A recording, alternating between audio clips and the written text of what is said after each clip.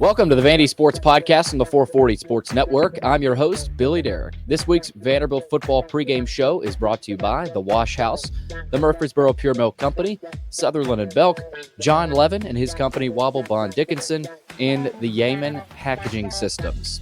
Topics on today's show are brought to you by the Murfreesboro Pure Milk Company, family-owned third-generation milk and ice cream distribution company located in Murfreesboro. That partnership began over 50 years ago with Purity Dairy right here in Nashville to provide purity milk and ice cream to consumers in Middle Tennessee. And they now serve Southern Kentucky, Northern Alabama, Chattanooga, and North Georgia. Today, they supply grocery stores, convenience stores, and others with Purity products, as well as Mayfield, Nestle, and Haagen-Dazs ice cream. Log on to their website at mpmci.com. First, we'll get into our matchup preview as the Commodores head up to Lexington for a 6:45 p.m. Central Time kickoff on the SEC Network. We'll hear from head coach Clark Lea about the challenge of going on the road and beating a quality SEC opponent. We'll check in with Vanderbilt star player Randon Fontenette on defense after his big day against Alabama with the pick six there after the tip from Derrick Wright. So we'll hear from him ahead of Saturday's Kentucky matchup. Also, Norman Jordan, color analyst alongside Andrew Allegretta. Also with Kevin Ingram there on the sidelines. He's the color analyst in the booth up there on the Vanderbilt Radio Network. We'll hear from Norm on the matchup with the Wildcats, and then we'll get the Kentucky perspective from Dick Gabriel on the UK Sports Network. We'll dive into the Wildcats with him. All right, but first, this matchup preview is brought to you by The Wash House. Are you dreading laundry day? Is it stealing time to do the things that you truly enjoy?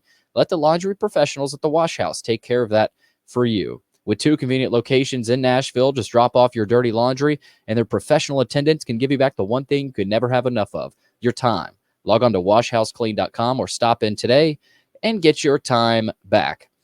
Well, the Commodores are coming off the biggest win in school history, and now they have to avoid a letdown up in Lexington. The Doors are 3-2 overall, 1-1 in the SEC. The Wildcats, favored by 13.5, 2-touchdown favorite according to Vegas, are 3-2 on the season, 1-2 in the SEC. They're coming off a big win over Ole Miss in Oxford, one of the biggest wins in their history. Honestly, I mean that was a massive win over a playoff contender for Mark Stoops. They've got 2 weeks to prepare for this matchup, so obviously Stoops and company will have some things cooked up for the Commodores. Good atmosphere expected Saturday night at Kroger Field, Kentucky, doing their blackout game, so should be a fun atmosphere. If you can't make it, tune into the SEC Network with Tom Hart, Jordan Rogers, and Cole Kubelik on the call. So it's going to be a fun one on Saturday night in Lexington. Obviously, as I mentioned, Kentucky coming off that big win at Ole Miss. Both teams are receiving votes in the AP poll this week. Kentucky leads the all-time series 49 to 43-4. So for Vanderbilt and Kentucky, very evenly matched series. This dates all the way back to 1896, so one of the more historic series in the SEC. The visiting team has won each of the last 2 meetings, with the Commodores snapping a 24-game losing streak in Lexington back in 2022. Obviously, the first sort of signature win for Clark Lea and company. The Cats won last year 45-28 in Nashville. That was a tough day for Vanderbilt's defense as Devin Leary and company and Ray Davis got that win at First Bank Stadium. Obviously, last time out for Vanderbilt, they made history over number 1 Alabama, their first win over a number 1 ranked team, and their first top 5 win in program history. They were 0-60 against AP top 5 opponents entering the game, and it was Vandy's first win over Alabama since 1984. What a day. What a night, obviously, for Commodore Nation. They finished 12 of 18 on third downs. They led time of possession 42-16. They kept the ball away from Alabama's offense, led by Jalen Milroe and Ryan Williams, and got it done. Big part of that was Diego Pavia. Finished the game 16 of 20 for 252 passing yards and 2 touchdowns, 80% completion rate. That's the highest from an opposing quarterback against Alabama since 2010, 14 years ago, when Steven Garcia and the Gamecocks knocked off Nick Saban's Tide. Also got to give a shout out to Eli Stowers. He had 6 catches for 113 yards, a couple of shuttle pass catches that were huge. 4 Commodores earned weekly honors from the SEC. Diego Pavia, Offensive Player of the Week. Brock Taylor, Special Teams Player of the Week. Gunnar Hansen was honored on the offensive line. Miles Capers was honored on the defensive line after his huge strip sack there that was picked up by Issa Wataha. So it was a historic day. First time in school history, Vandy has collected more than 2 awards in the same week. And obviously all this national attention with Diego Pavia appearing on the Dan Patrick Show, meeting Johnny Manziel virtually there on College Football Live. All eyes are on the Vanderbilt Commodores. They've got the eyes on them. They got to keep them on their program this week with a big chance to get a win up in Lexington. Let's talk about the injury report. Vanderbilt has a couple guys out. Obviously, Mark Davis is out for the season. Grayson Morgan still not available. Zaylen Wood still not available. I'm not hearing great things on his status. We'll continue to track his status, though. A couple of players that are questionable. Still no word on Boubacar Diakite, edge rusher for the Commodores. Doubt he'll be able to go, but it'll be interesting to see if we see him at all. Langston Patterson is listed as questionable, so that should be interesting to see what health percentage he's at on Saturday. There were 4 other guys that were questionable on Wednesday night, but last night's injury report upgraded them to probable. 3 defensive players are probable against Kentucky: safety C.J. Taylor, linebacker Brian Longwell, who had a heck of a day against Alabama, and defensive lineman Issa Wataha, who, of course, recovered that strip sack from Miles Capers, and Chase Mitchell is also probable. So Taylor, Longwell, Wataha, and Mitchell are all probable. Saturday's trip to Lexington represents a new challenge for Vanderbilt. After the biggest win in school history, how will this team come out tomorrow night? We'll see. But so far, both losses this season have come on the road in close games against Georgia State in Atlanta and Missouri in Columbia. I asked Clark Lea if the challenge of playing on the road is a part of the motivation this week. Here's what he had to say. We know the challenge of playing on the road, and we want to play better on the road, but we haven't talked about that as a narrative for the kind of performance we want to have. We understand that if we sit back and we're not aggressive and we don't start fast, and the things that create a Warriors mentality on the road. We talked about that on Sunday, but really those things are all like kind of descriptors. Like really what it requires is like a focus and a process, and that's kind of what we've hammered home is like, in truth, I mean, put the ball down wherever you want. I mean, we talk about this all the time. Put it down in the parking lot and line the 2 teams up. You're going to play with the same urgency, the same detail that you had in the way you trained. And so this is another opportunity for us to take our training somewhere else. We're motivated to play together and to fight for the result we want. Our mission's winning, and none of the narratives that boil up within the season kind of change that or influence that. That was Vanderbilt head coach Clark Lea. Obviously, they're locked in on their formula to win, taking care of the football, control the clock, takeaways on defense. And it hasn't been a huge focus or motivation this week of seeing if you can go win on the road. It's just, we'll go play in the parking lot, like Clark Lea said, drop the ball wherever, and we'll go play football. So obviously it's going to be interesting Saturday night to see if the Commodores can avoid that letdown spot, get a win heading into Ball State. At that point, you're 5-2. Who knows? Maybe College game days coming to town with the Texas Longhorns headed to the Music City. Well, this game is not in the Music City. It's up there in horse country there in Lexington, about a 3-hour trip for the Commodores. Joey Dwyer and myself will actually be making the trip Saturday morning, so looking forward to being there. It's going to be a great night for football. 59 degrees is what it's supposed to sit at there. 6:45 kickoff, not a ton of wind. Some clouds early are going to give way to some generally clear conditions overnight. Again, the low right there around 59 degrees and not a ton of wind. So I don't think the wind will be much of a factor for either team, especially in the kicking game, in what should be a dogfight. I mean, these two teams, anytime they get together, outside of last season, typically it's low scoring and defensive battles. When you got Mark Stoops and Clark Lea going at it, they want to go the long, hard way, make your offense go the long, hard way, and they want to control the clock. So this could be a quicker game, and it's probably going to be a low-scoring game. The path for Vanderbilt on Saturday night is keeping that game low-scoring, keeping possession of the football. That's going to be the key for the Commodores. Let's get into more of Kentucky this season. They opened this season with a shutout win against Southern Miss, but then they have a couple of losses in SEC play. They play South Carolina at home and lose 31-6, and you're sitting there saying, what's up with this Kentucky team? But then they respond with a heck of an effort at home against Georgia. They almost pull off the win. There was a big fourth down chance there. Mark Stoops elected to punt the ball and trust his defense. They ended up losing to the Bulldogs 13-12, but then they rattle off a couple of more wins. You had an easy win against Ohio, and then a couple of weeks ago, the Cats go down to Oxford and beat Ole Miss 20-17. That defensive line gave Jackson Dart and company all kinds of issues. They were not able to protect Dart, and they weren't able to run the football. So obviously the defensive line for the Cats is something to watch Saturday night as they welcome the Commodores into Kroger Field. For the Wildcats, offensively, they averaged 22 points a game. That's last in the SEC. 322 total yards per game, second to last in the SEC. Only 170 passing yards per game. Again, second to last in the SEC. 151 rushing yards per game. That's bottom half of the league. So you look at those offensive stats, this Kentucky offense doesn't scare you. And now they've got some playmakers with Barryon Brown and Dane Key and Demisumo Karngbe at running back, but that's really it. You got a decent tight end in Jordan Dingle. He hasn't done a ton this season, but this offense is not a unit that scares you, is what I'm getting at. Vandergrift, 793 yards passing this season, 60% completion percentage, only 4 touchdowns, but only a couple of interceptions. So it's not like he's throwing a bunch of interceptions left and right.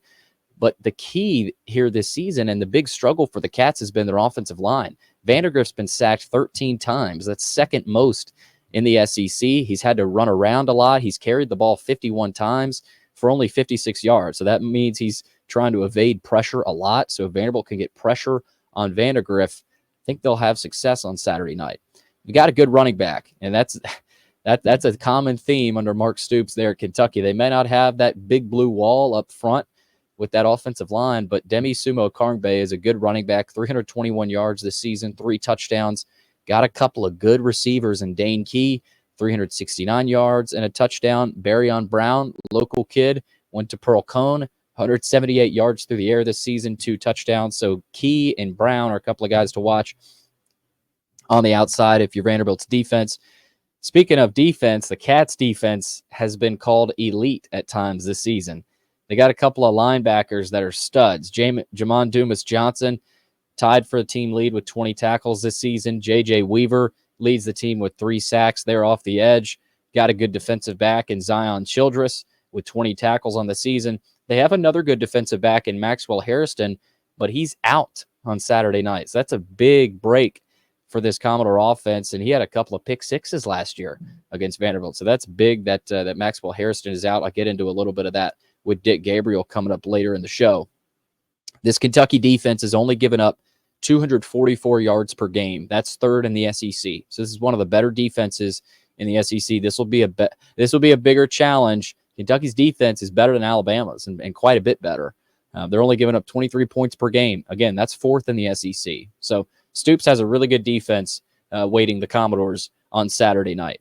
Well, no Joey Dwyer this week. I'll be headed up there to Lexington with him on Saturday morning. But I did have a chance to check in with Vanderbilt star defender Randon Fontenette. We talked about his pick 6 against Alabama, talked about his positional versatility, and we also got into the focus this week. Where's the team at heading into this Kentucky matchup? Great conversation with Randon Fontenette. Take a listen. Randon, let's start with the pick 6 against Alabama. What did you see on that play? And I noticed you got to the pylon and kind of angled out of bounds a little bit. You got into the end zone, of course, but did you think Milroe might be there to push you out? Was that kind of the reasoning there? But also, what did you see just as the ball's floating in the air? Man, I honestly thought the ball was coming to my dude, so that's why I broke. Then when I broke, I seen Ricky deflect the ball. Then my eyes just locked on the ball. I seen it go in the air, and when it was in the air, I knew I was finna go to the crib. And then I angled out of bounds because I thought it felt like he was right there, bro. And I played quarterback in high school, and I know you just got to break the plane with the ball. So that's what I did. So, I knew what I was doing, but I thought he was right there. Take me back to last week. There was a belief in this room, within this team, that y'all were going to get it done. And obviously the video that was released last night, Coach Lea said, before the game that let's make it happen. And then at halftime, we don't have to do anything extra in this game to go win the game. So talk to me about the belief that you guys had leading up to this game that it was going to happen. I mean, I knew it was going to happen, but after the Missouri game, people was down and stuff, and I just walked in the locker room and I had a speech, and that really just brought everybody back. Like, I let the guys know, like, we just went toe-to-toe with a top 6 team in the country that's supposed to be a top 6 team in the country, and we damn near beat them. So I just motivated the guys, like, bro, we got number 1 Alabama at home next week. Like, we got nothing but opportunity ahead. So that's what we seen it as, and our QB, he led us the right way, and, we got it done. Yeah, talk to me about your quarterback. Obviously, ever since he got here, he's been a leader for this team, and we talk about everything that he does for the offense, but being a defensive player, how hard do you want to work for him to get the ball back to him in the offense, because they've proven that, they can put 40 points up on the board on anybody? I mean, this motivation, it goes hand to hand. I mean, we're playing for each other, so, that just gives us, offense got our back, so we got to have their back. So, that's just how we look at it. Defensively, your game, how do you think you've grown this season? Obviously, you had a big game against Virginia Tech, and obviously the defense has had some ups and downs, but you guys have made plays, right? You forced turnovers. How would you describe how your game has grown throughout this season? Because obviously everybody's still learning it week in, week out. It's grown a lot, but I'm still growing. So, I feel like I'm nowhere near my peak, but, coming here, my game has grown tremendously, playing the position and, learning from Coach Lea. So, I mean, I've grown a lot. What's your role on this defense? I mean, obviously you lined up against receivers, you've sacked the quarterback, you make tackles on the running backs, line up at safety. How would you describe what you do for this defense? I just want to help us win, honestly. But I just feel like I'm the X factor, but we all got everybody on defense dogs. Like, if it wasn't for the front, I mean, we can't do nothing in the back end or from the second level. So it all plays hand in hand. We need everybody, but I just want to be the person that they look at on the field like, okay, we know he's gonna go, so I'm trying to make a play before him. So that's just how I look at it, bro. So I mean, I just want to be that guy. How's this week of practice been for you guys? Obviously, you gotta come back down to earth a little bit after a big win over Alabama. What's the level of focus right now? Obviously, we talked about it last week. You guys were lasered in. How would you say the level of focus is within the team right now? I mean, we're more focused than ever. We know this game is bigger than Alabama, so we've been more dialed in. We still got stuff to clean up in the film room before tomorrow, but everybody been dialed in. We ready to go. We know this is a big game, night game, so it's gonna be a lot of emotions, a lot of fans. It's gonna be a good environment, so we're ready to go. You like playing in those environments? Obviously, you guys played in a really good one against Missouri. Does this get you fired up playing in a good environment like that? Yeah, I love going on the road. I just like, all the fans, the crowd, the down talk, all the shit talk, the crap talk. So it's fun. I love it.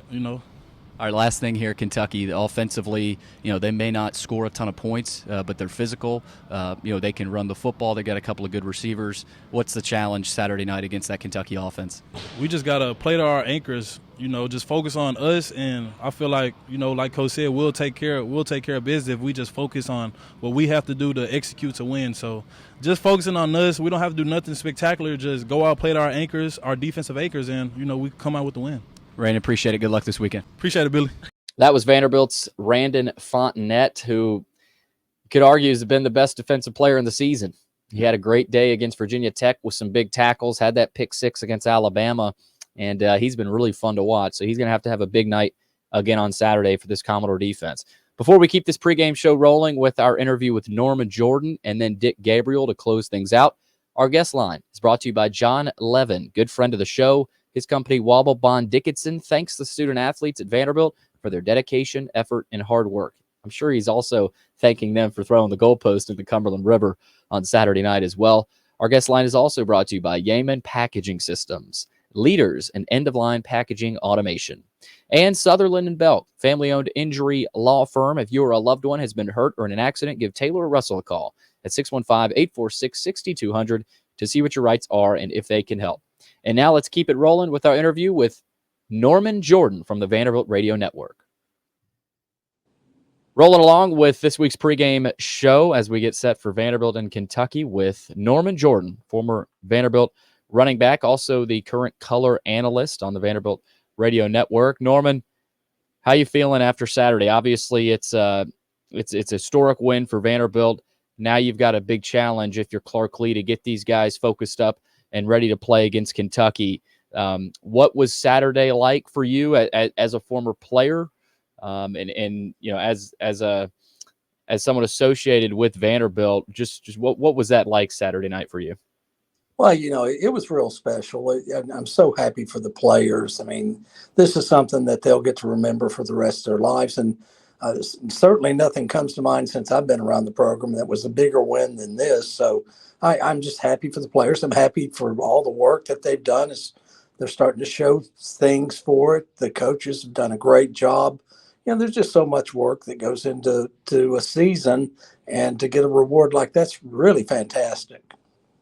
Joey and I were kind of talking about the biggest play of the game, the play in the game where you went, okay, this might happen. Vanderbilt might pull this off. I go back to the strip sack, Miles Capers, and then Issa Wataha recovers it. For you, is there a play in this game where you thought to yourself, Vanderbilt could do this?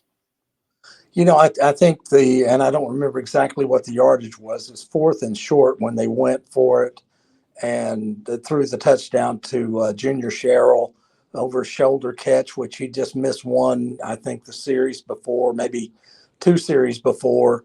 I'm pretty sure that was ad-libbed. It looked to me like it was a fake up the middle and try to hit Stowers in the flat, and he was covered, and Pavia just did what Pavia does best. He ad-libbed and made a losing play into a winning play. Yeah, what is it about Pavia? Obviously, we've talked about what he adds to this team before, but I mean, the kid had the game of his life. Only 4 incompletions, 80% completion percentage, the best against Alabama since I think it was Steven Garcia beat Alabama, that Nick Saban team. So how would you describe the impact that he's had on this team, not just on the offense, but within the entire program? Yeah, I think you're right. It's the entire program. It's offense, it's defense, special teams.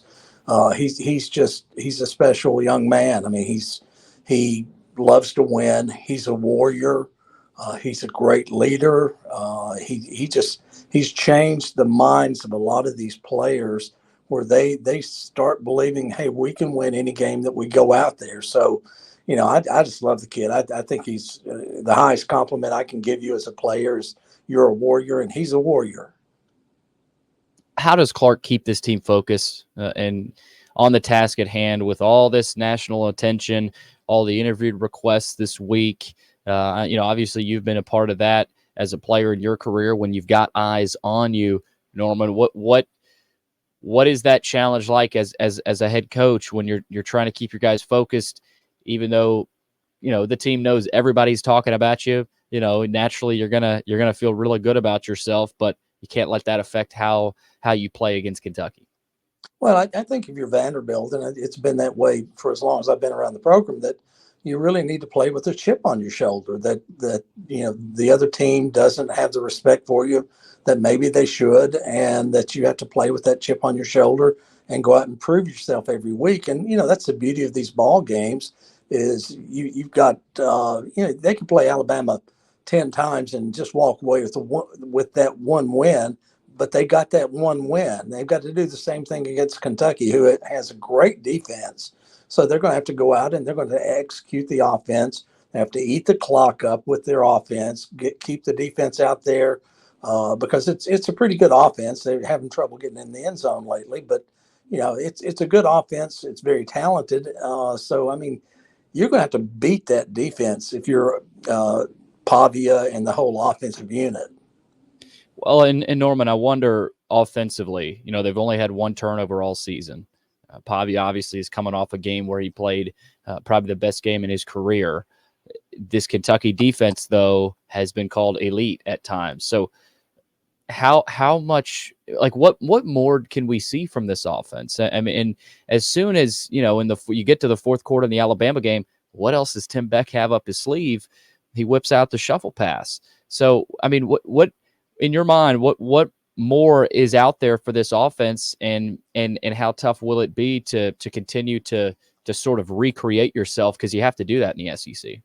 Well, he didn't just whip out the shuffle pass one time. He did it twice. I mean, who goes back to that? You surprised them big time, and then you go back and do it again. I think they've got plenty up their sleeves, but mainly because a lot of what goes on out there, it's the play was designed to do this, but Pavia's got such a high football IQ that he reads something and sees something, and maybe he was supposed to pitch there, but he just keeps it and turns up. He's unpredictable, and that's really one of the big secrets of this offense. The other is that the offensive line's playing better. I mean, they're really playing well, keeping people off of Pavia when he's throwing, and they ran the ball against Alabama pretty well. Last thing here, Norman, before I let you go, Brock Vandagriff for Kentucky. He's been sacked 13 times. That's at the top of the SEC. The Cats' O-line has struggled to protect him this season. He's had to run around a lot for Vanderbilt, and we've talked about this before. This is a key in every game, but specifically if you can limit Kentucky's offense, to, I'm not going to say a score, but if you can just limit them the way other defenses have for the most part this season, you got to feel like if they can get pressure, Vanderbilt's got a good shot in this game. But the defense has to continue to get pressure and make big plays like a Miles Capers strip sack or a pick six from Randon Fontenette against Kentucky on Saturday night. Would you agree? No, I agree with that wholeheartedly. Vandagriff's not bad running the football, but he's a reluctant runner. He doesn't want to pull it down. It's not like you're playing Milroe last week, where not only do you try to get to him, but you have to stay in your lanes to get to him, because if he breaks off running, he's really fast and really good. Vandagriff's a decent runner. He just doesn't really want to do it. He wants to be a throwing quarterback. And as you say, it's getting pressure on him. It's not necessarily sacking him. It's making him feel the pressure, step up, get rid of the ball a little bit too quickly. And when you do that, good things happen with your defense. Vanderbilt-Kentucky coming up Saturday night, 6:45 Central Time kickoff. You can watch it on the SEC Network. Also here, Norman Jordan, along with Andrew Allegretta and Kevin Ingram on the call there, 102.5 The Game. Norman, thanks again for the time. Have fun this weekend, and hopefully the Commodores can come away with another win. All right. Thanks a lot, Billy. All right, wrapping up this pregame show ahead of Vanderbilt and Kentucky with Dick Gabriel. You can hear him weeknights 6 to 8 p.m. on 630 WLAP up in Lexington. You can also hear him on the UK Sports Network. Dick, good to see you again. Thanks for checking in this week. How you doing, Billy? Doing great. Let's start with this matchup, and it's it's been an interesting last 3-4 matchups for these teams.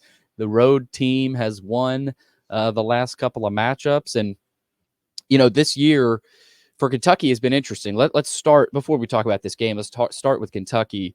You got a 41-6 loss at South Carolina. Then you take Georgia to the wire at home. And the Cats coming off a massive win at Ole Miss with 2 weeks to prepare for Vanderbilt. How would you describe the identity of this team right now and just where they're at under Mark Stoops? I think clearly the identity is defense. It's a defensive front that has impressed nationally to the point, Billy, where I've seen the word elite used from time to time. And what it's done is helped Kentucky's defensive backfield stay relevant, because there are some significant people back there, specifically Maxwell Hairston, who's out for this game, and we don't know how much longer he'll be out. But he was the lone preseason all-conference contender. And as you know, 2 pick sixes last year against Vanderbilt, which put him on the national radar. He's been down with what I've been told is an infection, not the shoulder injury. One may have led to the other from 2 or 3 weeks ago. But anyhow, the D front has really helped those guys do their job, and their linebacking play has been solid. So right now we know the Kentucky goes as the defense goes. To your point, the loss to South Carolina was a Kentucky team that, just like the Vandy game 2 years ago here, they showed up and thought they were going to beat a South Carolina team which had not been impressive the week before, and they had their heads handed to them, most specifically because of the offensive line, which could not protect Brock Vandegrift, and still has trouble in predictable passing downs, but has improved greatly, especially in the run game. Kentucky did exactly the same thing, kind of in a different way, that Vandy did against Alabama. Against Ole Miss, controlled the ball for 40 minutes and kept that powerful offense on the sideline. And I think it's going to look like that Saturday night. Absolutely. Let's go back to that win over Ole Miss for Mark Stoops, and I'm interested. Ole Miss obviously coming into the season, playoff team. Maybe they're still a playoff team. How big was that win for Mark Stoops throughout his career? I mean, he's had some big wins, but how big was that win for Stoops in this program, and what stood out to you and how they were able to physically dominate the Rebels? Well, obviously big but for a number of reasons. Number one, they closed the deal. They came so close against Georgia, and working on the radio network and being present during the post-game radio shows with Stoops. The first thing he said to our Tom Leach on his post-game show was, we had the right recipe, and obviously meaning game plan. But as he left the room, Billy, off air, I heard him say, this would have been so great, just so wistfully. And I thought, man, how many times have I heard that at Kentucky? Just like you've heard it at Vandy, just flirting with a big win, but this time finally able to close the deal. So yeah, that was big. And yeah, it was a defining win. And he's had big wins, beating Lamar Jackson's Louisville team back in 2016 when there were 4 touchdown underdogs, things like that. But this was a game that put him back on track. After losing a South Carolina game that they were supposed to win, everybody thought they'd be 3-2 going into the first open date. Now they are. Looks like the defense has been stout, like you said, and elite at times. And that's something, obviously, you give up all the points to South Carolina, but then you turn around and you hold a Georgia team to 13 points. You hold Ole Miss to what they held them. But the offense obviously has struggled to score at times. What has contributed to the offensive issues? You talked about the offensive line, their lack of protection for Vandegrift. But what are some of the other things? Kind of take me through why this offense has struggled at times. I think it goes back several years, as can happen in college athletics, especially football. Back when they had their best offensive line, this was a line that I think put 4 or 5 kids into NFL camps, 2 or 3 of them stuck. They were just outstanding, one of the best in the country for a couple of years. But John Schlarman, God rest his soul, dealing with his illness, with his cancer, made recruiting difficult. And they had O-line coaches coming and going. Bottom line was they had a difficult time recruiting, building depth. Eric Walford, who's the coach now, was the coach 2 years ago, the O-line coach, and chose to just play the starters and I don't even know if he had much depth, but did not rotate a lot of guys. So they couldn't really build the roster with youngsters who knew what it was like to play in the SEC. And that has all come home now. And so you've got guys with a lot of experience, but guys who have struggled at times. They are getting better, I think, Billy, every week. And as I said, they have really impressed with the run game. They ran the ball exceptionally well against not just Georgia, not just Ole Miss, but against Georgia. So, when they can get their pass blocking down in predictable passing downs, they will take a major step forward. And they were able to protect just well enough against Ole Miss for Brock Vandegrift to step in and throw that huge pass down the field, just as Diego did for Vandy. Yeah, what can we expect offensively for Kentucky? You look at Brock Vandegrift, and he's thrown for 793 yards, 4 touchdowns, a couple interceptions, but as we've talked about, has been sacked 13 times. I want to know about their weapons, whether it's Demi Sumo Kongbe at the running back position, Dane Key and Barryon Brown. What makes up this offense when they're really clicking? I think Demi Sumo Kongbe has been the biggest surprise in a positive way for the offense. He's been able to move the pile. And prior to this season, he was a hybrid running back slot receiver. Well, when you hear that, you immediately think he's a third down back. He's not powerful. He's fast, but not as strong as some of the other backs Kentucky's had, like Benny Snell, Chris Rodriguez, Ray Davis, a guy you know pretty well. And Ray is not a tall guy, but he's a big guy and he can move the pile. Well, Demi's done that, which has been, I think, a surprise to everybody. So that's why they've been able to move the chains. And you supplement that with the passing game. Barian Brown's the explosive receiver. He made the huge catch and run against Ole Miss. He commands double teams. But what that's done, Billy, is open things up for Dane Key, who's a little bit bigger, not quite as fast, but a little more reliable, and a guy not afraid strong to go over the middle. And against Ole Miss, it was Dane who commanded double teams, and that's why Brown had single coverage on the outside. So now it's pick your poison. And with Jamari Macklin in the slot, he's done some damage. So Vandy's going to have to figure out a way to handle those two outside receivers and get to Brock Vandergrift before he can choose one or the other. Let's get into the matchup. And it's interesting this week when you hear Kentucky coaches, whether it's Stoops or Coach White or whoever it has been, to talk about Vanderbilt. And for Stoops, I don't have to give our players reason to get ready for Vanderbilt now. You just knocked off number 1 Alabama, which I think is an interesting, unique way for Kentucky to go, hey, look, you got to take these guys seriously. So what has this week been like in terms of talking to the Kentucky coaches and what have they said about Vanderbilt? Basically what you might expect, that they are a good team, good enough to beat Alabama, and a challenge when it comes to trying to stop that offense. The defensive players have said communications are going to be the key again. It was something that really hurt them in that loss to South Carolina.